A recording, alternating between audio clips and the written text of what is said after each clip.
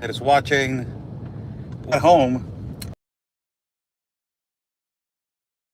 So I wanted to say, first and foremost, to every single one of you that has supported me during this trip to Israel and to Jordan and also to South America. I didn't give no locations when I was in South America, but now that we are now that we are speaking about it, and I am more freely to speak about it, I would like to say to everybody, I was in South America, but I was in a place that is an undisclosed location due to security reasons and so more. And it was really difficult for me to just broadcast from there because due to the explanations, due to the circumstances and the situations. I'm sorry about that. I lost my train of thought. Due to the circumstances of security and situations which I was going through. But I was in South America after. Let me just explain a little bit what happened. Hello to everybody. Thank you so much for joining in. Say hello to everybody. And I would like to make a quick announcement of what's going to happen. So, so I was in Israel with Chuck Holton, my mentor, great friend, and brother.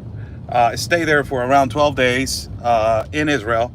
Comment in the comment section if you guys would like to comment. Go ahead and comment. I'm not seeing your comments, so I don't know where the comments are. If you guys can comment so I can see the comment box. I don't see the comment box right now, so I don't know what's going on. I don't know if I create filter, community moderation.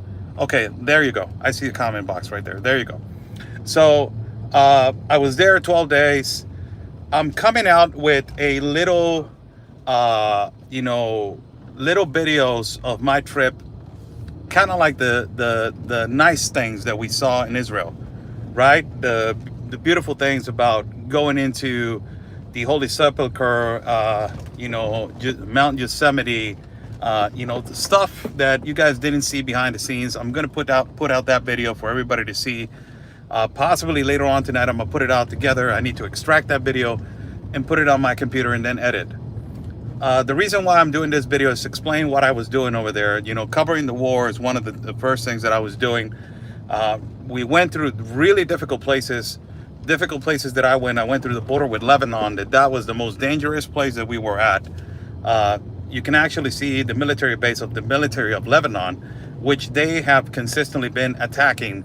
Well, not the military of Lebanon, but using their proxy, that is Hezbollah. And Iran is using the proxy of Hezbollah to attack the northern part of Israel. That is a reality. So we were there. Extremely dangerous to be there, man. It's extremely dangerous to be at that particular place. Other than that, we did a massive investigation of asking people what's the current situation of Israel as they are being attacked by these terrorist organizations, which for me, somebody is saying, hey, you're siding only with Israel. I wish that I can go across to Gaza and investigate in Gaza. And a lot of these incompetent liberals, they say, well, there's a lot of journalists that they have gone over there and risked their lives and they lost their lives. Yes, because they're pro-Hamas and they're pro-Hezbollah. And I'm not pro-terrorist. I am pro-God. I'm pro-Jesus. So I'm not going to go over there and defend Hamas and defend Hezbollah. I'm not going to go over there. Even though there's a lot of Palestinian people, sadly, great Palestinian people, beautiful Palestinian people, which they are against Hamas and Hezbollah, and they cannot speak about it and talk about it. And I will tell you why. We were in Petra, and as we were walking down in Petra, Chuck and I, Chuck did an interview with a guy that it was he was selling jewelry, he was selling all this kind of stuff. And this guy, they were asking him about the commerce, how this war has been affecting them enormously in their economy. And then Chuck, pushed the interview a little bit and said, so Hamas has been a complication of situations because of them. Look what they're doing to their own people. And immediately the guy stood up and got on the defense mode and put it in front of Chuck's face like a little bit. And you can actually see the anger on their face, like the anger on their face. And it's just like, whoa, man, it was a drift of a mentality change. And we understood immediately he didn't like that.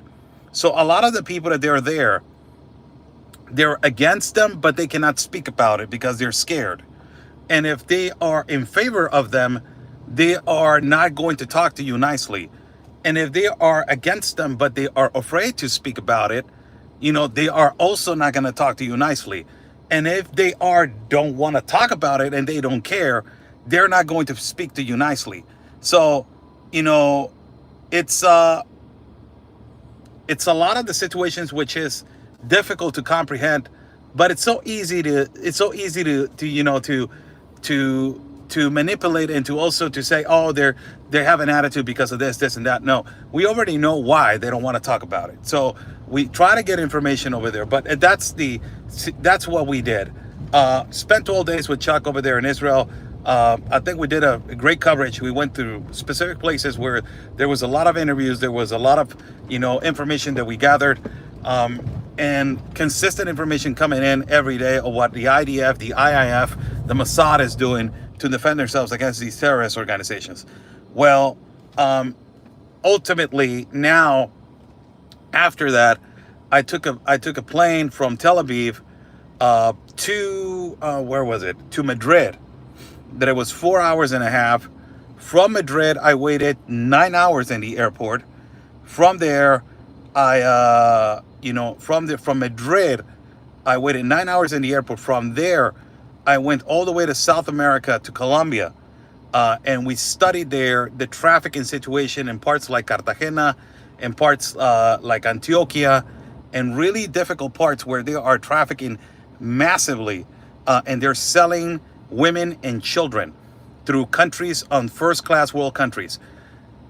This has to do a lot with institutions, governmental institutions, cartel, of course, absolutely. But more importantly, it has to do with these international organizations.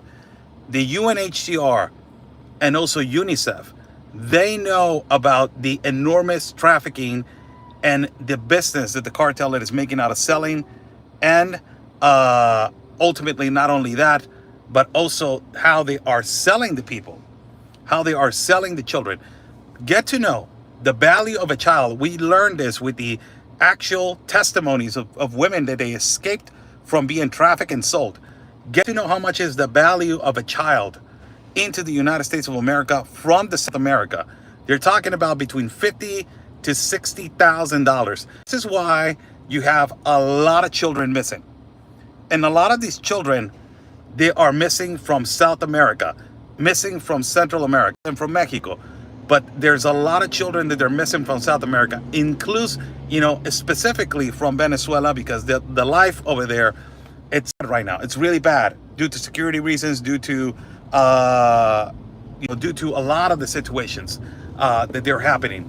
But it is amazing. It is unbelievable the quantity which they are selling children, which they are selling women in South America. We did a couple of interviews with women that they were sold to cartels in Trinidad and Tobago, to cartels in Colombia, to cartels that they were held them into the northern parts of the United States of America. Really difficult stuff. Really difficult stuff. And it's aggravating to see these kind of situations. It is aggravating to see how the enormous trafficking it is continuing, this humanitarian which has increased under the Biden administration, under not only the Biden administration, but also under Kamala Harris in Alejandro Mayorkas. A completely disgusting situation, which because of the open policies and the global compact on migration, it has increased massively the trafficking. It has incentivized the cartel to grow through 200%, enormous trafficking. It has created wars and it has stabilized our borders in Mexico with the United States of America. I live over here. I know what is going on. I live over here. I know what is going on. So it is the cruel reality.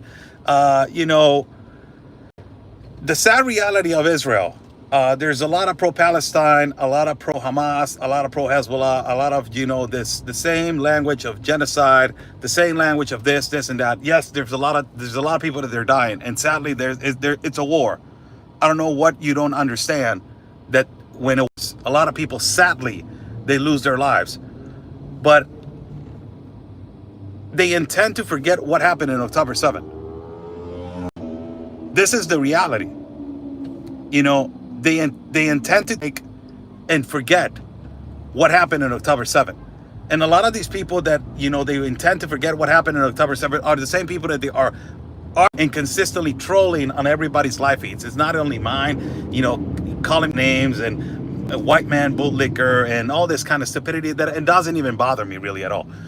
Because I was born in Mexico. I know what the difficult life is and what the difficulties of life we go through. But when you go over there and typing on your capitalist iPhone and on your laptop, you know, and looking at all this, you know, typing, and particularly only just typing out of your phone and not going to the place and not seeing the reality of what's going on, it changes your perspective, you know, because I wish that I can go to Gaza. I wish that I can enter Gaza. And I wish that I can go there, but they don't let you in. And the reality of a lot of these liberals, they say, yes, they let you in. There's a lot of journalists that they have gone in. And if you study the journalists that sadly they have lost their lives, they're journalists that they are living in Palestine. They have been living on this situation in Egypt for the longest of time. And these people are, the majority are, you know, Muslim, they have heritage of Muslim, or a lot of them, they are they defended the situation of Hamas and Hezbollah. I'm not going to go, and they're not going to let me in. Absolutely not. If it was difficult to go into Israel under the credentials of journalism, because we have the credentials to be a journalist and to go over there. So there's a comment right here that says, be humble. I'm really humble. I'm extremely humble. Somebody saying right here, be humble. This is, I'm gonna put attention to comments that they're also gonna be criticizing my way of thought, because it's called from speech. I don't know if you understand what it is that, and it's my platform, so I can do whatever the hell I want. So it says, be humble. I'm Mexican and I live in Arizona. If you were actually 100% Mexican, you will live in Mexico. But you say you're Mexican, you're in Arizona, so congratulations. You say that, you don't know it at all, so chill.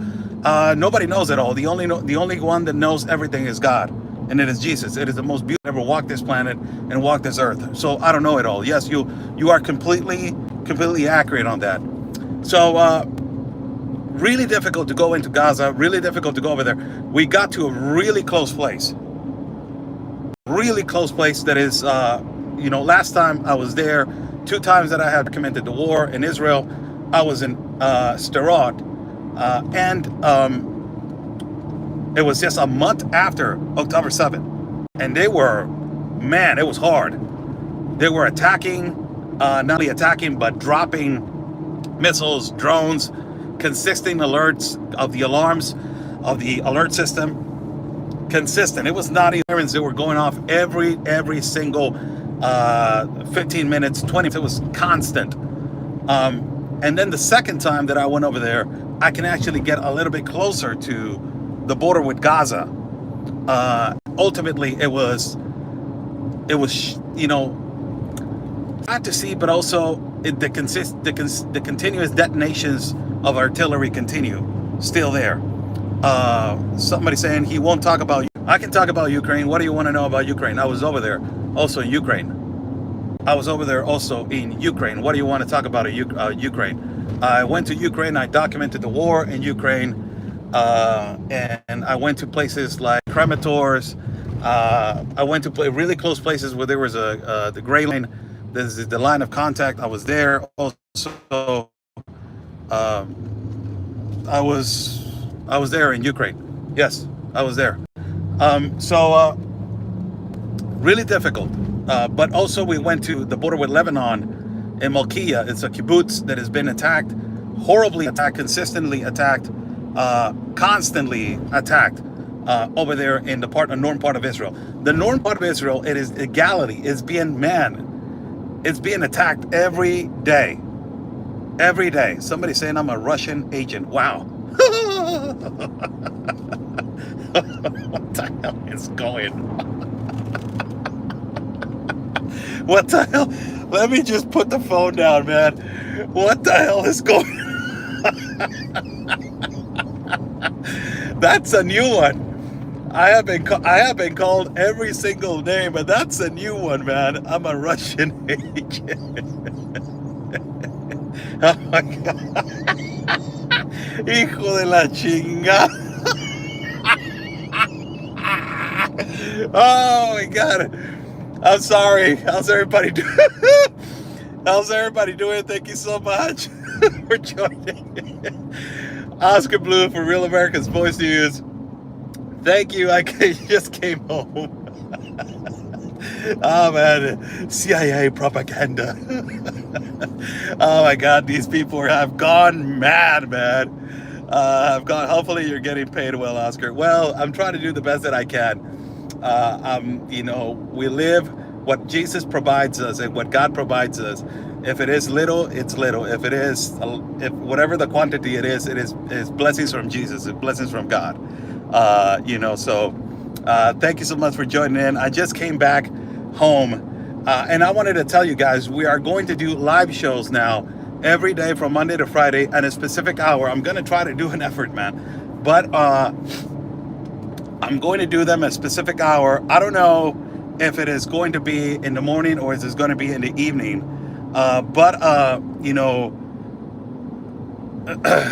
it's going to be live shows every day. Somebody saying, first of all, says all about open debates without bias. Let's be honest. Much respect. Thank you so much. I don't debate nobody because ultimately you end up in a place where they argue and they yell. You cannot. I have talked to liberals, and they do not. They don't want a dialogue. Really, I'm really sincere about it. A lot of people categorize me as a right wing. Of course, the liberals say a right wing extremist, or white supremacy, or white imperialism and conspiracy theory and creating hysteria and fearmonger and xenophobic, transphobic, homophobic, pronophobic, fatphobic, racist, fascist, narcissist, bigot, Zionist, and from the river to the sea, all this kind of crap, right? And I'm Mexican. So when you try to have a dialogue with these people, you're like, okay, this is the way I think. Oh, that's white supremacy. No, it's not. It's just normal people thinking. I'm not a unnormal human being. I live in Mexico, man. I know what the current situation is. And in Tijuana, right now, the situation of insecurity, it is horrible. It is bad. Somebody saying you are a Russian agent bought and paid for. Oh my God, man. This is this comment is so absolutely hilarious. Yes, we went to Ukraine. It was, I can tell you, I interviewed Vitaly Klitschko, the mayor of Kyiv, which I admired him because he was a former world champion, right? Boxing world champion. I'm a boxing fan. And I interviewed him. He's an incredible human being. We went through all these places where the Ukraine people have been horribly attacked, and they have completely destroyed communities. Vladimir Putin, the Russian government has completely destroyed communities, has completely destroyed, cities. And we went through specific hospitals where the soldiers of Ukraine, a lot of them young, the majority young kids, man, without legs, without arms, really graphic stuff we saw, really bad stuff, really. And nobody talks about the lives that they're being lost in Ukraine and Russia. Nobody talks about that. Nobody talks about the generations of generations that they're being lost over there. They're talking about genocide over here, but they don't talk about the hundreds of thousands that they have lost in Ukraine and Russia. The people, the enormous quantities of young kids, man, the generations that they're not going to be able to procreate in Ukraine and also in Russia, because a lot of the young kids in Russia are dying. But a lot of these young kids, they're Ukrainians, they're losing their lives. And you see a lot of widows, you see a lot of, young ladies that they had one child or two kids. They don't have a husband anymore, because of the war. And it's sad to see that, man. And nobody talks about that specific situation which is happening. And the crazy thing about it is that the liberals, They want to continue to fume and fuel and fund the war in Ukraine and Russia instead of finding peace. But they want to stop the war. They want to stop the funding to Israel because they say, you know, it's a genocide over there in Israel with Palestine. They're saying that. But ultimately, they want to stop the funding to Israel so he can stop attacking Hamas and Hezbollah, right? But you don't want to stop the funding to Ukraine and Russia, which a lot of people, hundreds are dying. It's the crazy thing about it, man. It's the crazy thing about it. Somebody saying, let me just read. Well, I'm a new subscriber and I respect everyone. I listen to everyone because I'm humble enough. Yes, I'm also to know I can learn from everyone. I hope one we call bullshit and pick sides. Wrong. God bless you, man. That's the last comment that I read from you, man. God bless you. God bless you. God bless you. Do you explain to Klitschko you won't stop funding? Do you explain to Klitschko you want to stop funding to you? I said to him, we had a conversation about that. And he said that he wants peace. And I have that on an interview. Klitschko says, we want peace.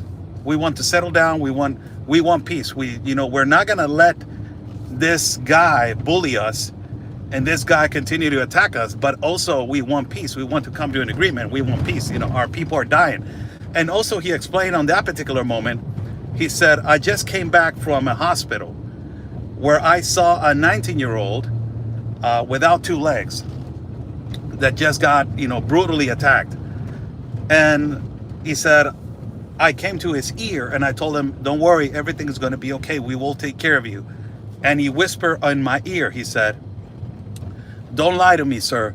Nothing is going to be okay. Look at me. And, he said, that's the type of young men that we are losing because of this war.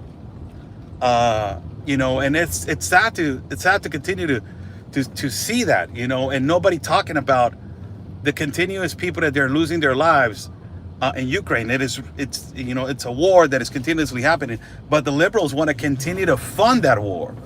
They don't want to stop the funding to that war.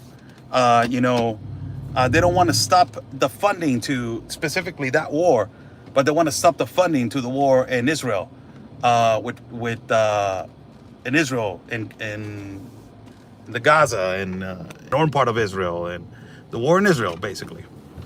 I just stopped right here so I can put attention a little bit to your comments. Says, avoid a direct answer, typical conservative.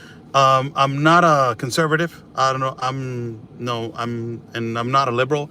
I'm a Mexican citizen, and my first language is Spanish. And that is the liberal. Avoid the answer. That is the liberal. You're projecting, because liberals, that's what they do. Project. They use the language barrier of defense. They used your conspiracy theories, you're creating hysteria, you're a fearmonger, you're white supremacist, you're a white imperialist, you're xenophobic, homophobic, chronophobic, fatphobic, racist, fascist, narcissistic, bigot, and Zionist.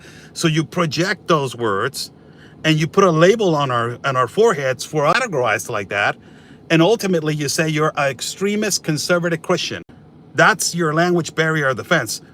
I'm not a full conservative. I'm just a normal human being, and I'm a follower of Jesus.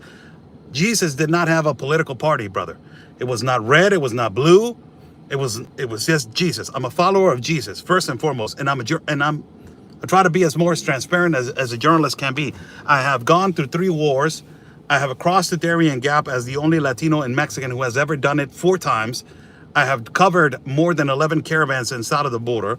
I have covered the borders between France and Ukraine, between France and the UK. I have done multiple broadcasts around the planet. So I'm just saying what these liberals are. And I'm just telling you the reality of how the liberals project all the time. And their defense is, you don't even know anything. That's not academia. They try to denigrate the knowledge that we had for years and years and years. And also, they attack Christianity. They attack Jesus. They mock Jesus. I'm sick and tired, man, of all these libtards mocking Jesus continuously. But they don't mock other religions. They don't mock Islam. No. They don't mock Islam, but they mock Jesus continuously. Look at the LGBTQ, how they mock Jesus and all their parades and all their festivities. They mock Jesus all the time. And it's just, and a lot of people, they were telling me, a lot of Christians that they have joined this platform, they have told me, Oscar, sometimes you use profanity language. I'm normal, man. I'm a normal human being. But let me just tell you the reality of what it is. I'm sick and tired of these progressive mercenary liberals, man. They're progressive mercenary liberals. They're progressive mercenary liberals. I'm sick and tired of them. I'm telling you why I'm sick and tired of them, because we have been really gentle. And I'm not saying conservatives, I'm not saying right wing, left wing, just normal people. We are sick and tired of you. Sick and tired. And we are not going to, I'm not going to be gentle with you guys anymore. And I have been really, passive with you guys sometimes. I'm not going to be gentle with you guys anymore. You guys can go off in your tantrum and over here say, discussing situations and post all this kind of like, yeah, this guy is fake, and all these comments that, continuously they try to attack, and they try to just consistently be attacking through comments and all this stupidity. Yeah, I know how you guys work. And when you get your feelings hurt, this is when you don't get gentle, because we're sick and tired of, being gentle with you guys. And it is just exhausting. We are digesting all your agenda, all your transformation and transgenderism, this disgusting situations which they're affecting our children, they're affecting our families, they're affecting our lives. We're sick and tired of them. I'm not going to be gentle with these people anymore. In regards to my information, in regards to how I inform, in regards to how I consistently go on my broadcasts, and how I always have for years, I have informed to people.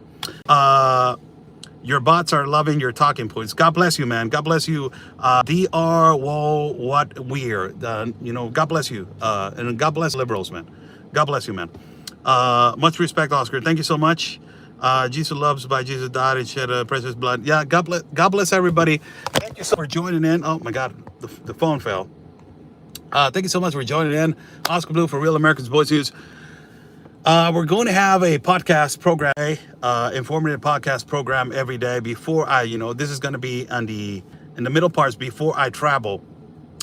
He keeps reading your comments. God bless you. So another one. God bless you, man.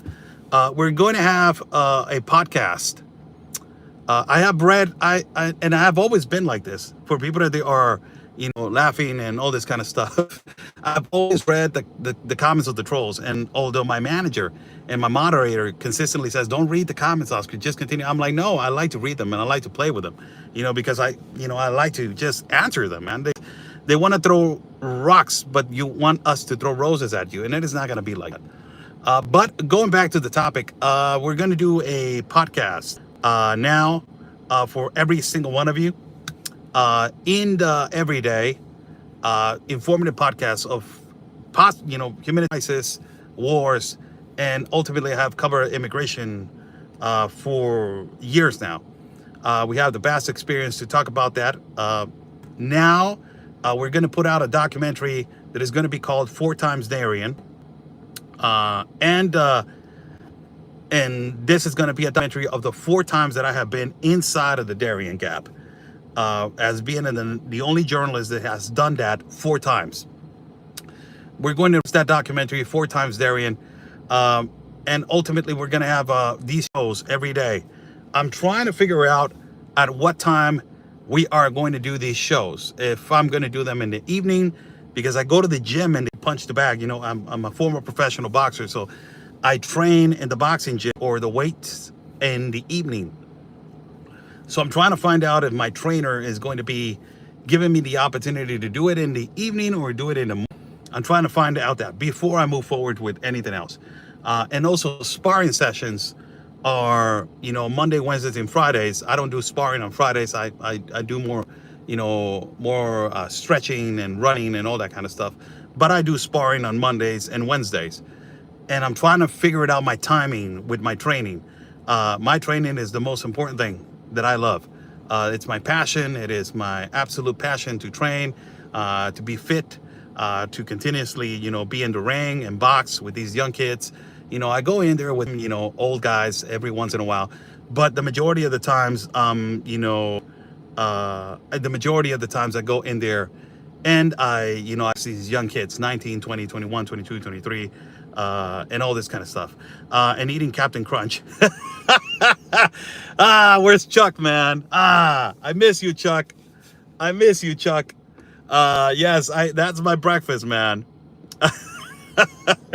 That's my breakfast. I eat Captain Crunch. It's been a while since I haven't bought Captain Crunch, and there was a store next to our Airbnb where we were staying in Jerusalem, and always we went over there to buy cola and all this kind of stuff and milk for our breakfast. And we were walking on the aisle where there was the granola, and I thought I didn't. And I look back again and I'm like, oh no, don't tell me that is Captain Crunch. And I looked again and I said, yes, it is Captain Crunch. I said, Chuck, I'm not even buying one box. I'm buying 2 boxes. And like, I'm dealing with the child. I'm like, yes, you are. It's the best, man. Captain Crunch is the best. Yep.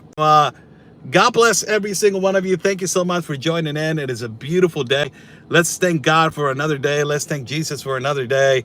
Let's thank for just giving us the opportunity to live, giving us the opportunity to see, to speak, to feel, to everything. Let's give him, let's bless us, yes, say thank you to him for all the blessings that he has done to us and all the beautiful things that he has given us and all these beautiful circumstances that we are going through, that they're difficult, that it's life in general. Nothing is going to be easy. Nothing it is going to be easy. Man, if I could tell you that everything was going to be easy, I will be lying. My life hasn't been easy. I have gone through multiple obstacles in my life, and it took me a long time for me to understand the principles of how to, overcome all these obstacles. It's just difficult. It is hard. But at the end of the day, when you finish these obstacles and when you're doing your best, it's a full accomplishment, not towards you, but towards your relationship with God. One of the things that I learn every time that I go to Israel is that this is a thing that I'm learning right now. I'm just learning as I'm trying to learn Christianity, and possibly more that I'm learning about Christianity, possibly I'm going to take the decision to be baptized as a Christian. I don't know yet. I don't know that possibility if it is going to exist, but it's more than likely it is going to. When it happens, it happens. But now that I'm telling you that I am, leaning towards that, learn about the current situations of which how life completely changes you, man, on everyday basis. So it's a blessing. Yes, it is. It is. And is it a blessing to learn about that? It is absolute blessing. I learned a lot about, a lot about the Bible. I'm learning a lot about several things. Not that I became a saint and I don't do this, and I'm reading a little bit. I have downloaded an application that is verses about the Bible. I put it on the car, or I put it on my headphones, and I'm listening to them, and I'm like, oh, okay, explained it more for people to understand what it means. For people like me. That try to understand what it means. I'm leaning towards Christianity. I'm learning about it, and before I take that big step of decision to convert to Christianity as a Catholic, I really need to be sure about myself. But the thing that I have learned the most when as hanging out with Christians, this is the most beautiful thing that I have learned the most. And sadly, there have been some Christians that have been coming into my life and criticize me the way I think. And that's the way I am. And I'm not going to be gentle with Satan. I don't know about you guys, but I'm not going to be gentle with Satan. All these progressive, mercenary, activists, Marxist, socialist, liberals, they are full with evil, man. And I'm not going to be gentle with them. I'm not going to be gentle with them. Look at Peter, how he defended Jesus. He was not gentle at all. Look at Paul. They were not gentle. They were warriors of God. And I am a warrior of God. And I'm not going to be gentle with them. I am not going to. So a lot of people say like, oh, he said crap. Oh, he said they're gonna kick their butt or something like that. I'm not gonna be gentle with Satan, man. I'm not going to. And it should be like that. And one of the things that I have learned, good things about Christians, is that before loving your significant, or before you're loving your family, before loving your mom, loving your dad, before loving anybody else, you have to love Jesus, love God, and then you can love yourself. And it is this absolute incredible, relationship, incredible relationship that you need to have with Jesus. So that's a beautiful thing about it, man. Beautiful thing about it. Somebody's asking how or what do you country names by country names Bangladesh? I don't understand the question. Trump or Kamala? Absolutely Trump. I gotta go, Oscar. Have a great day. Great day. I have a book recommendation for you. It's called The Two Babylons by Hislop. The brother exposes the lies of the Catholics, and it's the truth. I don't like to criticize the Catholic Church. I'm still a firm believer in the Virgin Mary of Guadalupe, what I grew up learning. It doesn't have to do with the church, because a lot of the pastors in Christianity have done really bad things, and it has been documented. So I don't like to criticize the church or even the service pastors. It is not my place to criticize. The only God and Jesus can do that. It is not my place. I'm trying to find the pathway to Him, and the right pathway. It's whatever the pathway it is. I'm trying to find my pathway to Him. I don't need a church, or I don't need a big forum of a service to be close to Him. I'm trying to find my pathway to Him. I believe Christianity, it is the pathway that I can easily find a place that I can have a more deeper and an unbelievable and beautiful relationship with Him. God bless. I'm leaving now. I gotta leave. Stay safe. We are going to be giving a podcast later on for people to see. I will put the specific hours which I'm going to be have programs every day, and try to do the best that I can. Stay safe. Thank you much for bringing me home. We're going to continue to do this. Buy me a coffee. It is right there pinned in the chat.